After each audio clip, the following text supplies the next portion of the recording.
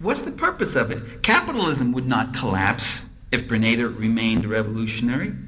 And Reagan was right. It wasn't a matter of direct resources that you needed from that country. He said, nutmeg is not the question. I mean, that was Grenada's biggest export. We could get perfectly good nutmeg from Africa. You don't need Grenada's nutmeg. So why did they invade Grenada? They invaded Grenada because they were serving notice to the people of the Caribbean and to the people of Latin America and to the people of the world that you cannot drop out of the client state free market system. That if you tried to take an independent source, and that if you use your land, your labor, your resources, and your capital, and your markets in a different way, in a collectivist way, if you use them to benefit the needs of your people rather than to be milked like a cow for foreign investors, if you do that, this is what's going to happen to you.